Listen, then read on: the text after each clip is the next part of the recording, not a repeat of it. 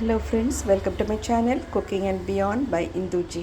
இன்றைக்கி நான் ஒரு மசாலா டீ பண்ணுறேன். அது எப்படின்னா, தண்ணியை நல்லா கொதிக்க வச்சுருங்க. உங்களுக்கு எத்தனை கப்பு டீ வேணுமோ அத்தனை கப்பு. அதில் இப்போ 2 கப்பு டீ வேணும்னா 1.5 கப்பு தண்ணி கொதிக்க வச்சுருங்க. உங்களுக்கு பால் கம்மியாக வேணும்னா, இல்லைன்னா 1 கப்பு தண்ணி 1 கப் பால், அது ரெண்டுத்தையும் கொதிக்க வச்சுருங்க. ஃபஸ்ட்டு தண்ணியை நல்லா கொதிக்க வச்சுட்டு அதுக்கு வேண்டிய டீ தூள் போடணும். 1 கப்புக்கு ஒரு சின்ன டீஸ்பூன், அப்போ 2 கப்புக்கு 2 டீஸ்பூன், சின்ன டீஸ்பூன் போட்டு நீங்கள் அதுக்கு நல்லா தண்ணி நல்லா கொதிக்க விடணும். அந்த டீ தூளில் நான் என்ன போட்டு வச்சுருக்கேன்னா, ஏலக்காய் பொடி, அப்புறம் கொஞ்சோண்டு மிளகு, கொஞ்சோண்டு ஒரு துண்டு பட்டை, அதுக்கப்புறமா கொஞ்சோண்டு லவங்கம், அதெல்லாம் போட்டு கொஞ்சம் சுக்கு பொடி எல்லாத்தையும் போட்டு கலந்து வச்சுருப்பேன் நான் பாட்டிலில். என்னைக்காச்சும் யாராவது கெஸ்ட் வராங்க, இல்லை நம்மளுக்கே கோல்டு பிடிச்சிருக்கேன், மசாலா டீ குடித்தா ரொம்ப சூப்பராக இருக்கும். அது இப்போ நான் அது டீ தூள் போட்டுட்டேன். அது எல்லாம் நல்லா கொதிக்குது பாருங்கள், நல்லா கொதிக்கணும்.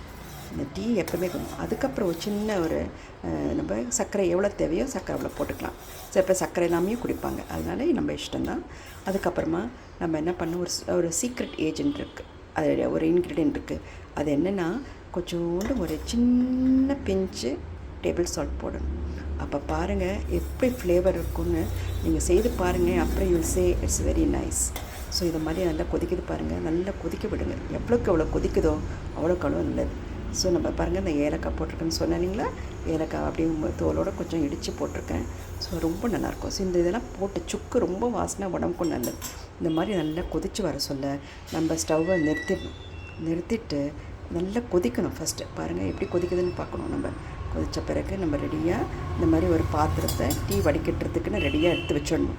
அதுக்கப்புறமா ஒரே ஒரு நிமிஷம் அது மூடி வச்சுட்டு அதுக்கப்புறம் வடிகட்டிட்டு நீங்கள் கொடுத்தீங்கன்னா அது எப்படி இருக்கும்னு ரொம்ப நீங்கள் டேஸ்ட் பண்ண தான் உங்களுக்கு தெரியும். பாருங்கள், நல்லா கொதிக்குது இல்லையா? இப்போ நல்லா கொதித்து வர சொல்ல நம்ம ஸ்டவ்வை நிறுத்திடணும். இந்த மாதிரி மூடிடணும்.